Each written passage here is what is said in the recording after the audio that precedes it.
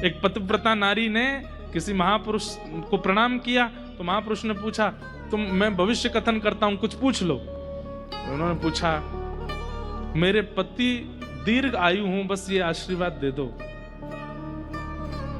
तो वो महापुरुष बोले, कल सूर्योदय होते ही तुम्हारे पति की मृत्यु है, वो दीर्घायु कैसे होंगे? कल तो उनके जीवन का अंत है।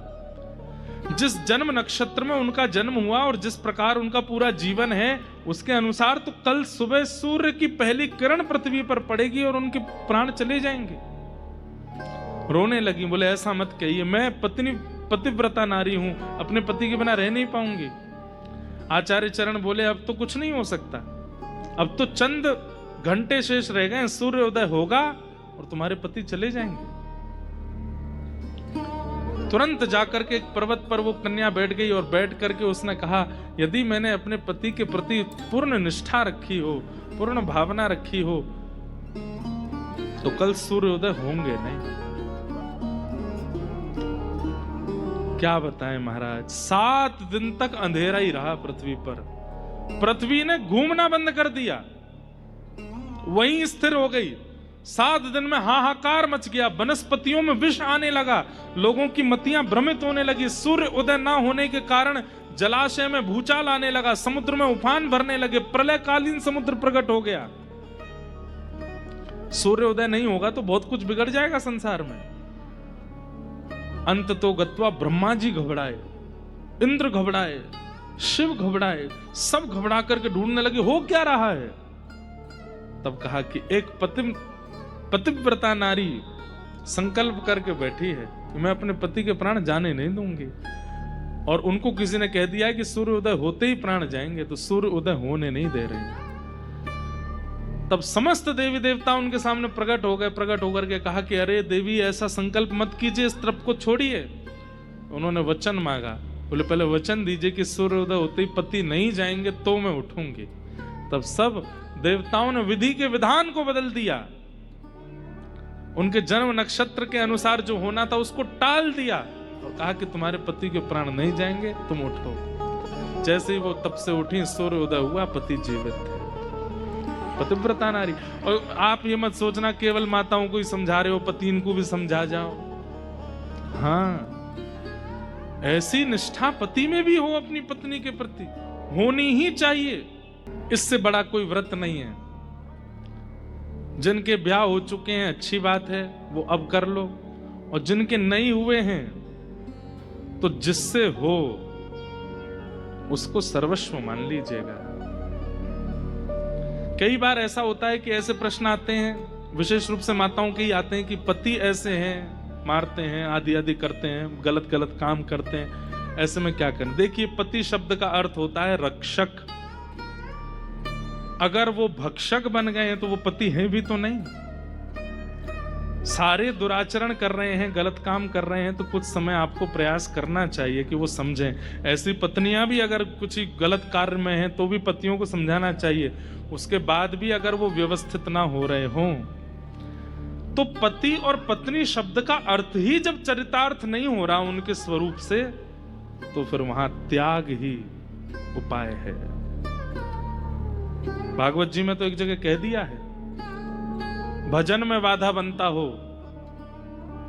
कथा में बाधा बनता हो, ठाकुर जी की सेवा में बाधा, प्रेम में बाधा बनता हो, इन प्रकार के भावों में जो बाधक बनता है, ऐसी पत्नी हो, पति हो, बच्चे हो, माता हो, पिता हो, उनका त्याग करना चाहिए। कलयुग का निवास स्त्री, पर स्त्री के प्रति कुदृष्टि या पर पुरुष के प्रति कुदृष्टि। दृष्टि तो दृष्टि होती है, पर वो कुदृष्टि कब हो जाती है? जब आप ऑलरेडी एक के हैं और उसके बाद अन्य के प्रति आपकी भावना है, ये कुदृष्टि है। और इस कुदृष्टि को पाप माना गया है। इसलिए एकादशी व्रत, प्रदोष के व्रत, करवा चौथ के व्रत, मंगलवार के व्रत, सोमवार के व्रत, बृहस्पतिवार के व्रत, और भी जो व्रत होते हैं, ये सब व्रत एक तरफ और एक तरफ है पत्नी व्रत और पतिव्रत। हम एकादशी नहीं करते, हम एकादशी नहीं कर पाते, हम सोमवार का व्रत नहीं कर पाते। अपनी नहीं कह रहा हूं, मैं किसी की बता रहा हूं। हम बृहस्पतिवार का व्रत नहीं कर पाते, हमसे व्रत नहीं होता, पर हम अपने पति के अलावा किसी के प्रति कोई भाव नहीं रखते, एक पतिव्रत हैं, तो सारी एकादशियां आकर के आपको आशीष प्रदान कर देंगे। हम एक पत्नी व्रत हैं, तो सारे प्रदोष, सारी एकादशियों का जो फल मिलना चाहिए वो आपको मिल जाएगा। इससे बड़ा व्रत संसार में कोई है ही नहीं, सबसे बड़ा व्रत है। एक कथा आती है कि सूर्य उदय को कोई नहीं रोक सकता। कोई कितना भी बड़ा धनवान हो जाए, कोई कितना भी बड़ा, हमारी साइंस कितनी भी आगे चली जाए, ज्यादा से ज्यादा आर्टिफिशियल बादल बना देंगे, लेकिन सूर्य के प्रकाश को नहीं रोक सकते।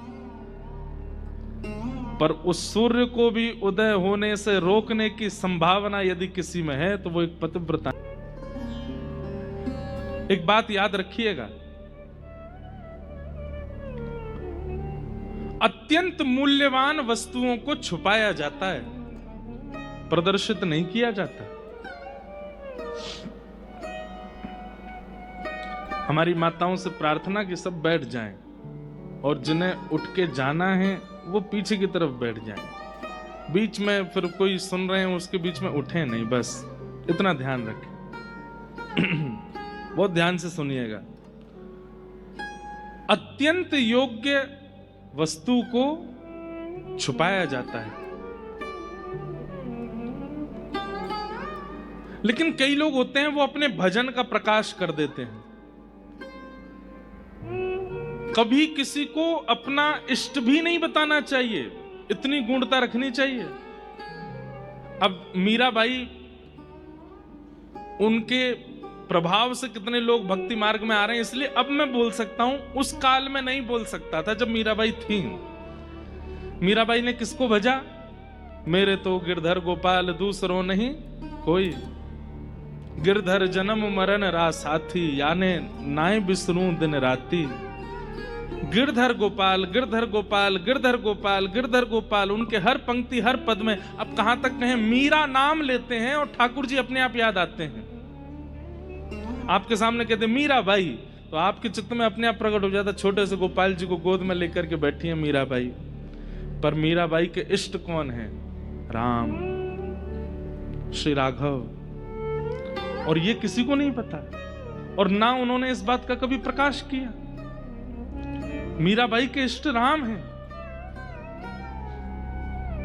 हम वृंदावन में रहते हैं, गिरधर लाल जी की उपासना करते हैं, राधा रमन जी का नाम गाते हैं, राधा वल्लभ जी की चरित्र सुनाते हैं, पर इन सब तक पहुंचाने वाला वो गोपनीय इष्ट है जो मेरे चित्त में बैठा है, जिसका मैं प्रकाश नहीं कर रहा हूं, और उसका प्रकाश करना ही नहीं चाहिए।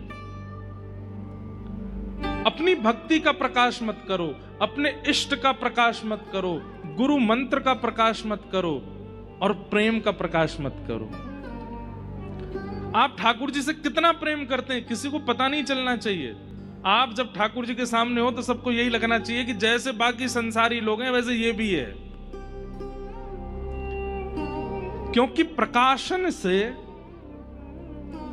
चोरों को पता चल जाता है कि सामग्री कहां रखी है।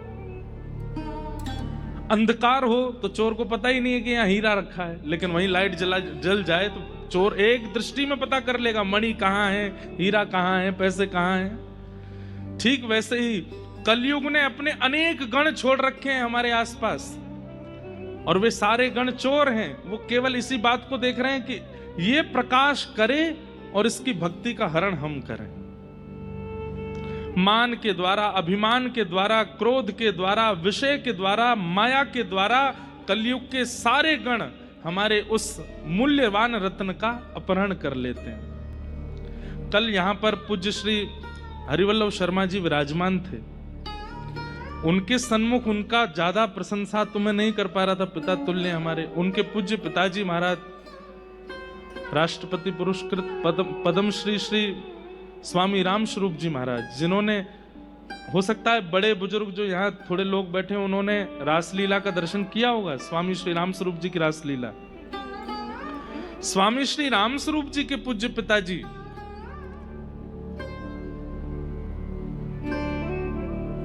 श्री मेघ श्याम जी, जिन्होंने रासलीला मंचन को नाट्य रूप प्रदान किया। ठाकुर जी ऐसे मंच पर आएंगे, फिर मधुमंगल ऐसे हंसावेगो, फिर ये ऐसे करेंगे, ऐसे, ये पूरा मंचन जिन्होंने बनाया, आपके दादाजी कल जो विराज रहे थे उनका एक पद है, और उस पद में एक पंक्ति है,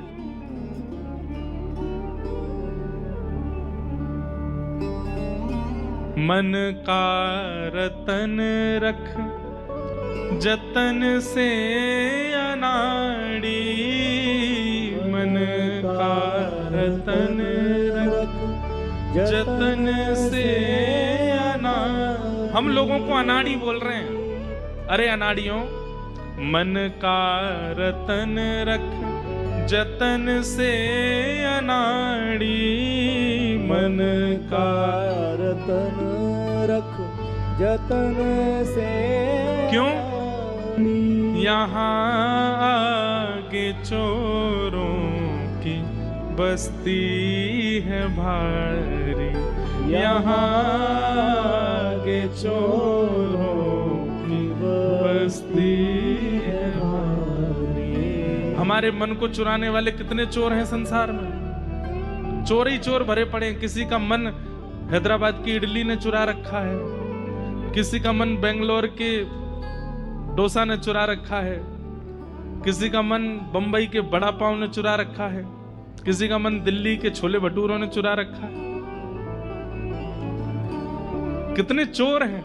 अब तो चोर कैसे, जैसे ही फ्लाइट लैंड करता है दिल्ली में, छोले भटूरे दिखने लग जाते हैं। वो मन का अपहरण कर चुके हैं।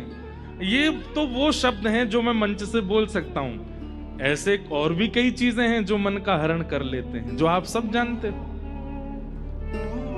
मन का रतन रख जतन से अनाड़ी, मन का रतन रख जतन से अनाड़ी। क्यों?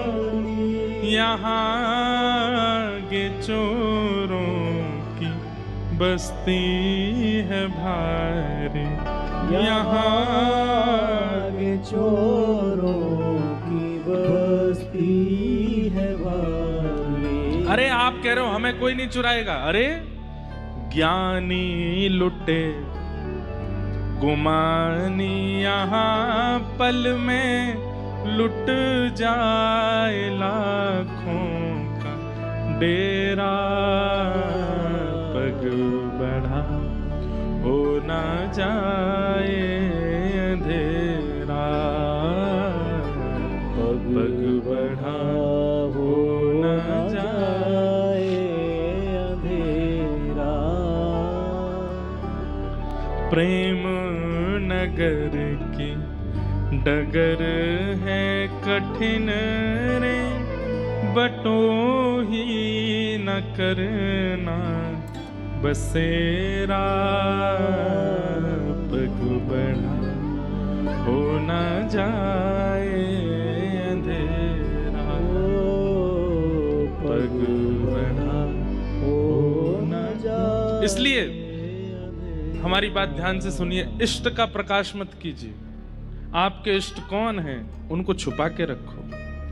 दूसरा, गुरु मंत्र का प्रकाश मत कीजिए, उसको छुपा के रखिए। तीसरा, आपका ठाकुर जी से कितना प्रेम है इसका प्रकाश मत कीजिए।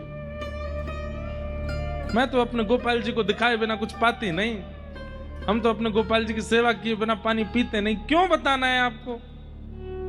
नहीं बताइए ना। आचार्य चरण जब घर आते हैं ना, कोई रसिक जन घर आते हैं, उस समय मौन रहिए, ज्यादा से ज्यादा बोला मत कीजिए, हम ऐसे करते हैं, हम ऐसे करते हैं। वो इतने दीर्घ बुद्धि होते हैं, वो सब समझ जाते हैं घर देखते ही कि कौन कितनी सेवा में, कौन कितना, रसोई कितनी पवित्र है। जल का एक घूंट पीते ही उनको सब पता चल जाता है। आप जब बताते हैं ना तो वो समझ जाते हैं है कुछ नहीं बताया जा रहा है। हाँ, वो रसिक इतनी उच्च कोटि का नहीं होगा तो वो खुद पूछने बैठ जाएगा, अच्छा सेवा कैसे करते हो, आदि आदि बात सब भाव है। नहीं तो वो अपने आप समझ जाते हैं कौन कितना कैसे। इष्ट का प्रकाश नहीं, मंत्र का प्रकाश नहीं, प्रेम का प्रकाश नहीं, इन तीन चीजों का प्रकाश नहीं करना है, भक्ति का प्रकाश नहीं। जितनी हो सके अंतर्निष्ठ करो, नहीं पता चलने दीजिए किसी को कि आप कितने बड़े भक्त हैं, कितने बड़े वैष्णव हैं। क्यों? प्रकाश से चोरी होने की संभावना होती है, उसके अपहरण की संभावना होती है। वेदव्यास जी महाराज का चित्त अभी प्रसन्न नहीं है। क्यों? इतना सब कुछ लिख दिया लेकिन मेरे मन को संतुष्टि नहीं है। और अच्छे रचनाकार का यह स्वरूप होता है कि वो अपनी रचना चाहे जितनी अच्छी बना ले, वो संतुष्ट होता ही नहीं है। हमें 10 साल हो गए कथा करते हुए, हम अपनी कथा से संतुष्ट नहीं होते। कई लोग कहते हैं आप भागदौड़ क्यों करते हो, एक के बाद एक कथाएं क्यों कर रहे हो, कुछ आराम कर लो। भाई आराम वो करता है जो संतोष हो जाता है, जिसको कि हो गया भाई, हमारा भजन तो हो गया, हमारी कथा तो हो गई, हमने तो सेवा कर ली। जो ऐसा सोचता है हो गया, वही तो सोने जाता है। और जिसका काम हुआ ही नहीं है, होमवर्क हुआ ही नहीं है, कल सुबह स्कूल में टीचर दंड देने वाले, वो बेचारा सुबह 4 बजे तक लिखता ही रहता है। और ऐसा व्यक्ति ही भक्ति मार्ग में, संसार के मार्ग में जितना हो सके अपने कार्य से संतुष्ट हुआ कीजिए। कितना कमाया आज? 500 रुपया कमा, बहुत है, चल जाएगा काम। आज कितना कमाया? आज 1 लाख कमाया, ये भी बहुत है, चल जाएगा काम। लेकिन भक्ति मार्ग में सदैव अपनी भक्ति से असंतुष्ट रहिए। आज कितना नाम जप किया? 2 लाख तो हो गया, अभी तो बहुत कम है। 2 लाख क्या होता है? 2 लाख तो कोई करता ही नहीं होगा हम में से, पर फिर भी एक शब्द कह रहा हूं, इतना भी हो जाए तो भी उससे असंतुष्ट रहिए। अपने ठाकुर जी का खूब सुंदर बंगला बनवा दिया और सब कुछ करने के बाद आरती पूजा सब कर दी, उत्सव मनाने के बाद सब बहुत बढ़िया उत्सव था, अभी तो हुआ ही नहीं, इससे भी अच्छा हो सकता था। सदैव ऐसी भावना। इससे क्या होगा? आप भक्ति मार्ग में और अपने आप को आगे ले जाते रहेंगे और वर्धन होता रहेगा और आपकी भक्ति प्रकाशित होती रहेगी। तो पहली बात, प्रकाश मत कीजिए। और दूसरी बात, अपनी सेवा से, अपने भजन से, अपने भाव से कभी संतुष्ट मत होइए। वेदव्यास जी महाराज थोड़े असंतुष्ट हैं। मैंने इतना कुछ लिख दिया लेकिन अभी तक मेरे को लगता है कि जो मेरे चित्त में भाव था वो मैं लिख ही नहीं पाया हूं। तब वहां नारद जी का आगमन हुआ और नारद जी महाराज ने आकर के कहा,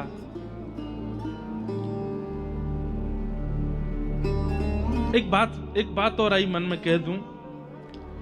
संतुष्ट व्यक्ति क्या करता है? संतुष्ट व्यक्ति जो संतुष्ट हो जाता है अपनी क्रिया से, वो क्या करता है? वो प्रचार करता है। संतुष्ट व्यक्ति फिर नाचने लगता है, संतुष्ट व्यक्ति आराम करता है, संतुष्ट व्यक्ति खूब भोगता है।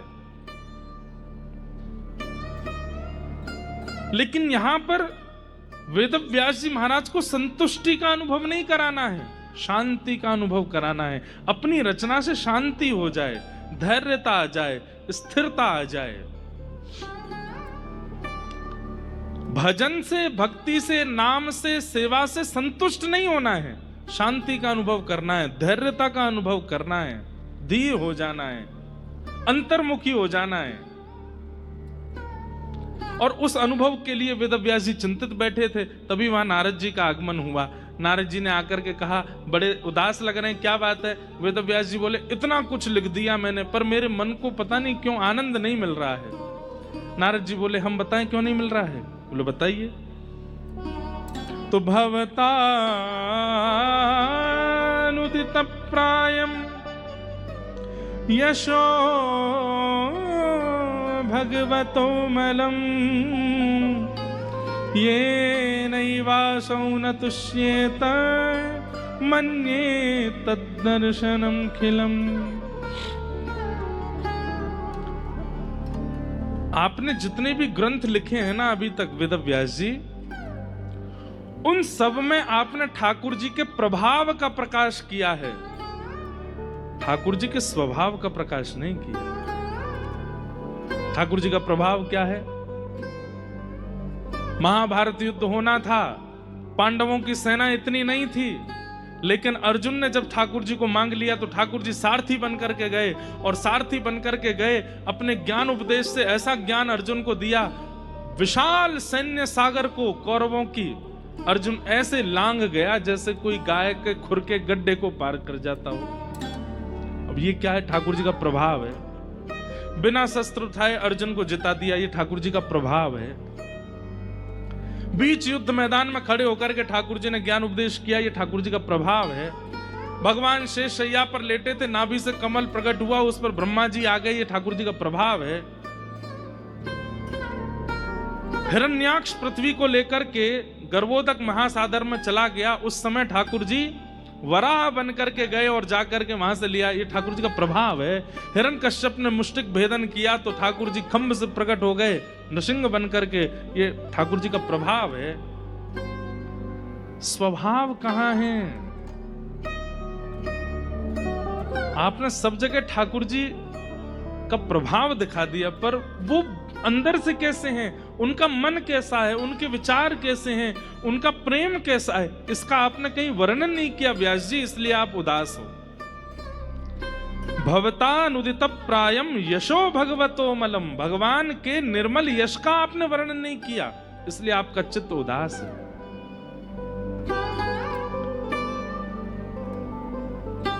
और आपने जो जितने भी ग्रंथ लिखे हैं, इन सबको ज्ञानी सुनेंगे, वैरागी सुनेंगे, लेकिन प्रेमी व्यक्ति कहां जाएगा?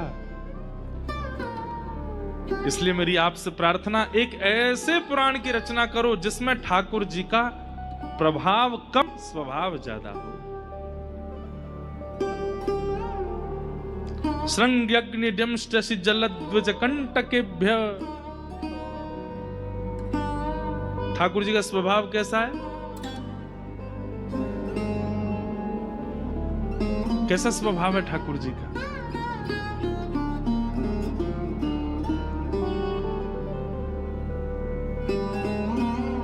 भगवान जब शांति दूत बनकर के गए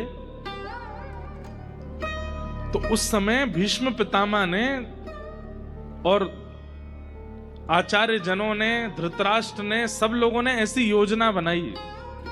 सावधानी से सुनिएगा सब लोग। सबने ऐसी योजना बनाई कि भाई इतना सुंदर सत्कार करेंगे, इतना सुंदर आदर करेंगे और ऐसा भोजन पवाएंगे कि श्री कृष्ण को हम लोगों को चुनना ही पड़ेगा। कृष्ण कहेंगे मैं तो कौरवों के पास रहूंगा।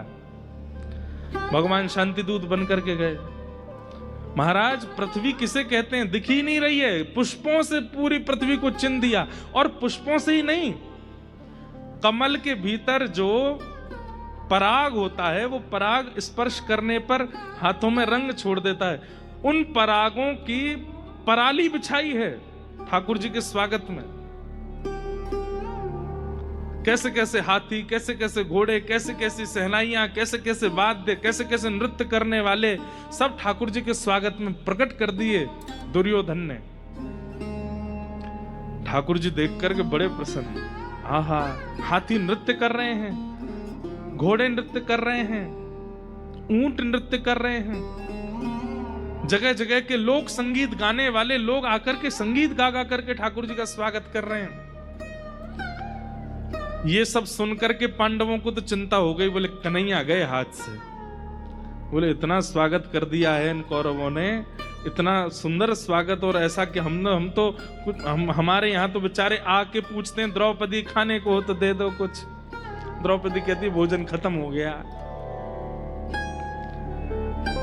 और हम तो कुछ करते ही नहीं है। इन कौरवों ने तो सब बढ़िया हुआ कि भगवान श्री कृष्ण हम कलयुगी जीवों के बीच के नहीं थे। हम आप सब लोग तो ऐसे प्रभावों पर ही आकर्षित होते हैं ना। कौन ने कितना हमारो सम्मान किया हुआ के पास जाएंगे। ठाकुर जी पहुंचे सभा में। जैसे ही पहुंचे हैं तो सभा में भी दुर्योधन ने कोई कमी नहीं छोड़ी। बैठे बैठे ठाकुर जी के नेत्र बंद हो गए तो दुर्योधन बोला आपको नींद आ रही है? बोले नहीं, नींद नहीं आ रही है, तो रसोई घर से सुगंधी आ रही है, कुछ बढ़िया बनना है। तो महाराज एक व्यक्ति आकर के सब बताने लगा, खीर बन रही है, कलाकंद बन रही है, घेवर बन रहे हैं, ये बन रहे हैं। ठाकुर जी बोले अब तो जल्दी चर्चा करो, मीटिंग जिसके लिए हम आए वो करो, फिर जल्दी प्रसाद पाएंगे। सब प्रकार से ठाकुर जी के अनुकूल हो गए थे और कौरवों को यह विश्वास हो गया था कि अब तो ठाकुर जी हमारे पक्ष में ही हैं। भगवान ने दुर्योधन से कहा, देखो युद्ध सार नहीं है, युद्ध नहीं करना चाहिए, कितनी माताएं विधवा हो जाएंगी, कितने बच्चे अनाथ हो जाएंगे, हम युद्ध के पक्ष में नहीं है। हम तो तुमसे यह कहना चाहते हैं, वैसे तो इंद्रप्रस्थ के राजा पांडवों को ही होना चाहिए, क्योंकि उनके पिताजी कह करके गए थे तुम्हारे पिताजी से कि मैं रुग्ण हूं, मेरी मृत्यु के बाद कुछ दिन तुम संभालना, जब मेरे बच्चे बड़े हो जाएं तो उनको राजा बना देना। तो वैसे मूल बात तो यह है कि पांडवों को राजा होना चाहिए, लेकिन चलो अब तुम बैठ गए हो राज्य गद्दी पर, तो कम से कम इतना तो करो कि संपूर्ण भारत में से 5 गांव दे दो। 5 गांव अलग अलग 5 पांडव बांट लेंगे, उसमें रह लेंगे। दुर्योधन बोला, ये तो आपने ऐसी बात कर दी कि शरीर में 5 फोड़े ही तो हुए, रहने दो। हाथ तो जीवित है, पैर तो स्वस्थ हैं, आंखें तो स्वस्थ हैं, कान तो स्वस्थ हैं, लेकिन 5 फोड़े अगर मैं रहने दूंगा तो एक दिन वो फोड़े इतने विशाल हो जाएंगे कि मेरे पूरे शरीर को ले जाएंगे। 5 गांव नहीं दूंगा। सुच्चग्रैव न दास्यामि बिना युद्धेन केशव। एक सुई के नोक के बराबर जमीन भी अगर चाहिए तो युद्ध करके ले जाएं, बिना युद्ध के नहीं दूंगा। जब भगवान के भाव को अस्वीकार किया, दुर्योधन उठ गया, सभा वहीं विराम हो गई। चलिए, प्रसाद प्रतीक्षा कर रहा है।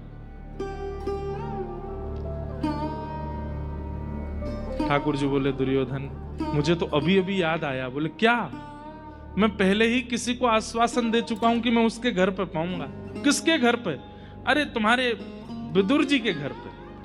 ये विदुर जी मुझको बहुत समय से कहते आ रहे हैं कि मेरे यहाँ आइए, मेरे यहाँ आइए। मैं इनको पिछली बार बोल के गया था कि तुम्हारे यहाँ ही इस बार पाऊंगा। मुझे अभी अभी याद आया कि मेरा भोजन तो विदुर जी वहीं बैठे थे। विदुर जी बोले, मैंने तो एक बार भी नहीं बोला इनसे। लेकिन सबके सामने कैसे बोले? विदुर जी के तो हाथ पांव कांपने लगे। ठाकुर जी मंद मंद मुस्का के देख रहे हैं, इशारों कर रहे हैं, पहुंच जाओ घर। भाई ठाकुर जी किसी को स्वयं कह रहे हैं कि मैं तेरे घर आऊंगा, और सभा में उनका मान बढ़ा रहे हैं कि विदुर ने मुझको निमंत्रित किया। आसपास के लोग बोले, वाह विदुर जी, तुम्हारे भाग्य, साक्षात द्वारिकाधीश घर आने वाले हैं। बोले, भैया बस अब तो कैसे संभालूं मैं, तो दौड़ूं अभी। तुरंत दौड़े, विदुरानी से बोले, अरे विदुरानी मेरी बात सुन। विदुरानी बोले, क्या हुआ? जल्दी स्नान कर ले, घर में चौका लगा। बोले, कौन आ रहा है? कहते कहते रो गए, द्वारिकाधीश आ रहे हैं। विदुरानी बोली, सुनने में गलती हुई होगी, हमारे घर क्यों आएंगे? इतने बड़े इंद्रप्रस्थ में, इतने बड़े हस्तिनापुर में कौरवों के यहां जाने वाले वो हमारे छोटी से घर में कैसे आएंगे? बोले, आज सभा में बोले, मुझे इशारा किया 3 बार कि तू जल्दी जा, मैं आ रहा हूं। विदुरानी बोली, घर में तो कुछ है ही नहीं खाने को, व्यवस्था तो करो। दौड़ करके गए हैं बाजार से कुछ लाने के लिए, यहां विदुरानी गई है स्नान करने के लिए। इतने तो पहुंच गए घर पे, बाहर द्वार पर टेक लगा करके खड़े हैं, खटखटा रहे हैं, जल्दी खोलो। विदुरानी ने जब खोलो शब्द सुना, वही कौन है बाहर? हम तो नंद जी के लाला हैं, अपनी विदुरानी काकी के हाथ की रबड़ी खाने आए हैं, जल्दी द्वार खोलो। इतना प्रेम प्रकट कर रहे हैं, किसी को विश्वास ही नहीं हो रहा है। विदुरानी की हालत तो सबको पता ही है कि कहीं का कहीं वस्त्र पहन लिया, कोई बात समझ में नहीं आ रही। द्वार खोल करके देखा, शंख चक्र गदा पद्मधारी द्वारिकाधीश मंद मंद मुस्कुरा रहे हैं और अपने पेट पे हाथ धर के कह रहे, काकी जी बहुत जोर की भूख लगी है, जल्दी पवाओ। आइए ना श्याम सुंदर भीतर गए, उल्टे पाटे पर बैठ गए। बहुत ज्यादा उत्सुकता के कारण छिलके खिलाने लगी ठाकुर जी को, फल दूर फेंकने लगी, छिलका खा रहे हैं प्रेम से ठाकुर जी। ये ठाकुर जी का स्वभाव है, ये प्रभाव नहीं। आपने इसका वर्णन नहीं किया है, इसलिए आपका चित्त शांत है। कहां तक बताएं? ऐसे ऐसे स्वभाव हैं ठाकुर जी के कि उन सब स्वभावों का वर्णन किया जाए तो एक स्वच्छंद ग्रंथ ठाकुर जी के स्वभाव पर लिखा जा सकता है।